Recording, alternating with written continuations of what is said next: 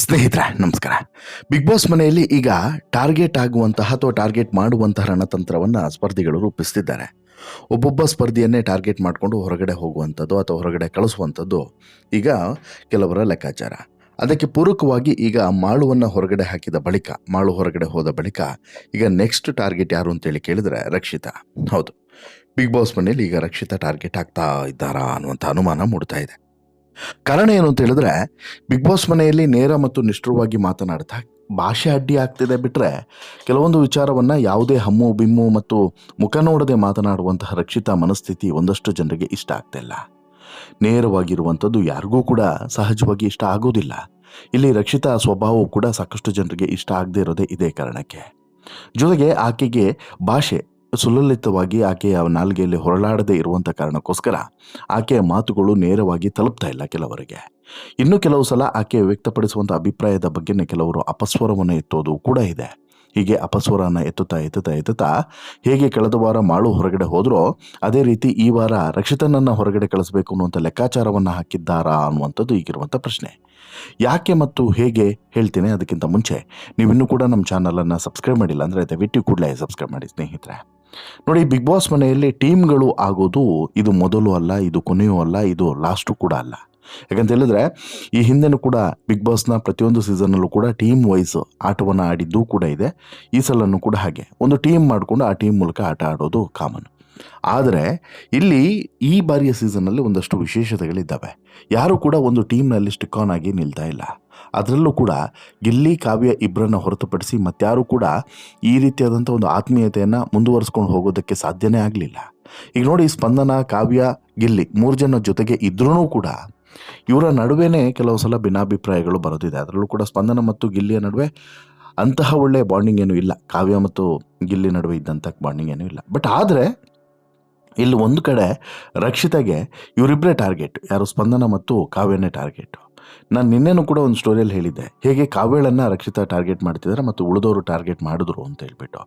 ಆದರೆ ಇವತ್ತು ಹೇಳ್ತಿರುವಂಥ ವಿಚಾರದಲ್ಲಿ ನಿಮಗೆ ಒಂದಷ್ಟು ಕ್ಲಾರಿಟಿ ಸಿಗ್ಬೋದು. ಇಲ್ಲಿ ಟಾರ್ಗೆಟು ಎಲ್ಲೋ ಒಂದು ಕಡೆ ತಿರುಗುಬಾಣವಾಗ್ತಿದೆ ಅನ್ನುವಂಥದ್ದು. ಅಂದರೆ ರಕ್ಷಿತನನ್ನೇ ಎಲ್ಲರೂ ಕೂಡ ಟಾರ್ಗೆಟ್ ಮಾಡುವಂಥ ಆಲೋಚನೆಯಲ್ಲಿದ್ದಾರೆ ಅಂತೇಳಿ. ರಕ್ಷಿತಾ ಮಂಡಿಸುವಂಥ ವಿಚಾರ ಸತ್ಯವಾಗಿದ್ದರೂ ಕೂಡ ಅದನ್ನು ಸ್ವೀಕರಿಸುವಂತಹ ಮತ್ತು ಒಪ್ಪಿಕೊಳ್ಳುವಂಥ ಮನಸ್ಥಿತಿ ಯಾರಿಗೂ ಕೂಡ ಇರೋದಿಲ್ಲ, ಇರೋದಕ್ಕೆ ಚಾನ್ಸೂ ಕೂಡ ಇಲ್ಲ. ಹಾಗೆಯೇ ಈ ವಾರ ಬಿಗ್ ಬಾಸ್ ಮನೆಯಲ್ಲಿ ಗಿಲ್ಲಿ ಮನೆಯ ಕ್ಯಾಪ್ಟನ್ ಆಗಿರೋದ್ರಿಂದ ಮನೆಯ ಕ್ಯಾಪ್ಟನ್ ಆದ ಬಳಿಕ ಮನೆಯ ಸದಸ್ಯರನ್ನು ನಾಮಿನೇಟ್ ಮಾಡುವಂಥ ಅಧಿಕಾರ ಗಿಲ್ಲಿ ಪಡೆದುಕೊಳ್ತಾರೆ. ಅದರಲ್ಲಿ ಒಬ್ಬರ ಅಧಿಕಾರವನ್ನು ಕಿತ್ಕೊಳ್ಬೇಕಾದಂಥ ಅವಕಾಶವನ್ನು ಕೂಡ ಬಿಗ್ ಬಾಸ್ ಕೊಡ್ತಾರೆ. ಆ ಅವಕಾಶವನ್ನು ಕೊಟ್ಟಂಥ ತಕ್ಷಣಕ್ಕೆ ಅವರು ಕಿತ್ಕೊಳ್ಳುವಂಥದ್ದು ಅಶ್ವಿನಿ ಗೌಡ ಅವರ ಅಧಿಕಾರವನ್ನು. ಅಫ್ಕೋರ್ಸ್ ಅಶ್ವಿನಿ ಗೌಡ ಅಹಂಕಾರಕ್ಕೆ ಮದ್ದರಿಯುವಂಥ ಕೆಲಸವನ್ನು ಗಿಲ್ಲಿ ಈ ವಾರ ಕ್ಯಾಪ್ಟನ್ ಆದ ಬಳಿಕ ಮಾಡ್ತಾ ಇದ್ದಾರೆ.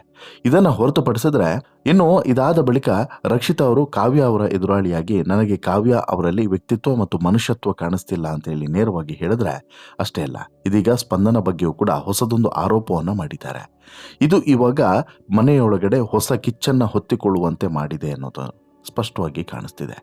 ವ್ಯಕ್ತಿತ್ವದಲ್ಲಿ ಸ್ಪಂದನಗಿಂತ ಮಾಡುವವರು ತುಂಬ ಬೆಟರ್ ಅಂತೇಳಿ ಹೇಳಿರುವಂತಹ ವಿಚಾರ ಸ್ಪಂದನೆಗೆ ಸಹಜವಾಗಿ ಕೋಪವನ್ನು ತರಿಸಿದೆ.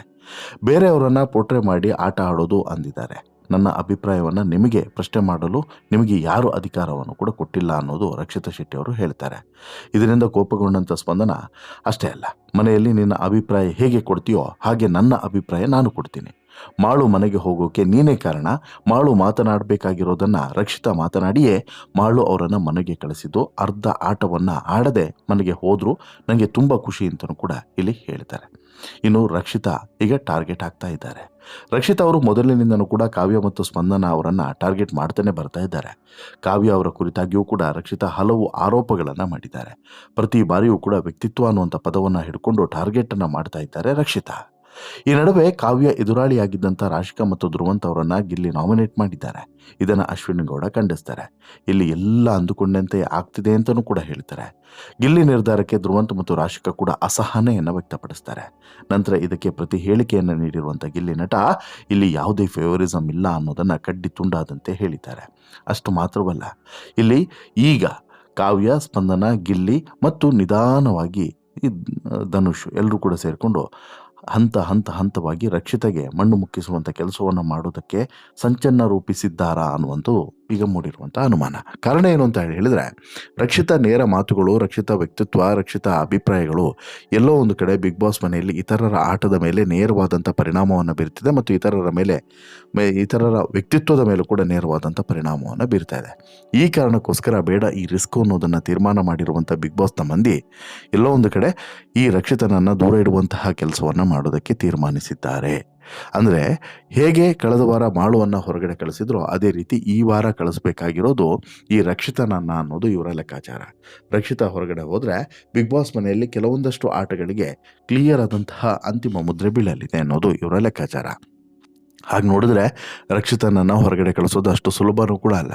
ರಕ್ಷಿತಾ ಈಗಾಗಲೇ ಸೀಕ್ರೆಟ್ ರೂಮ್ನಲ್ಲಿ ಇದ್ಕೊಂಡು ಆಟವನ್ನು ತುಂಬ ನೀಟಾಗಿ ಅಬ್ಸರ್ವ್ ಮಾಡಿದ್ದಾರೆ. ಯಾರ್ಯಾರು ಹೇಗೆ ಏನು ಅನ್ನೋದನ್ನು ಕೂಡ ಅರ್ಥ ಮಾಡಿಕೊಂಡು ಬಿಗ್ ಬಾಸ್ ಮನೆ ಒಳಗಡೆ ಬಂದಿರುವಂಥದ್ದು. ಹೀಗಿರುವಂಥ ಸಂದರ್ಭದಲ್ಲಿ ಆಕೆ ಸ್ಪಂದನ ಮತ್ತು ಕಾವ್ಯಳನ್ನು ಟಾರ್ಗೆಟ್ ಮಾಡೋದಕ್ಕೂ ಕೂಡ ಕಾರಣ ಇದೆ, ಅರ್ಥ ಇದೆ.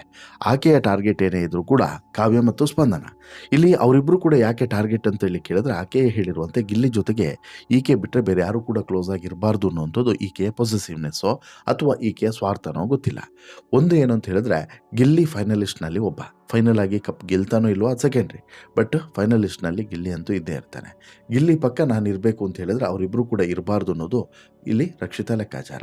ಬಟ್ ಆದರೆ ಸ್ಪಂದನ ಮತ್ತು ಕಾವ್ಯ ಲೆಕ್ಕಾಚಾರ ಏನು ಅಂತ ಹೇಳಿದ್ರೆ, ರಕ್ಷಿತಾ ಇದ್ದರೆ ನಮಗೆ ಅವಕಾಶಗಳು ಕಡಿಮೆ ಆಗ್ತದೆ, ಸೊ ದಟ್ ರಕ್ಷಿತನನ್ನು ಹೊರಗಡೆ ಕಳಿಸ್ಬೇಕು ಅನ್ನೋದು ನಮ್ಮ ಲೆಕ್ಕಾಚಾರ ಅಂತೇಳಿ.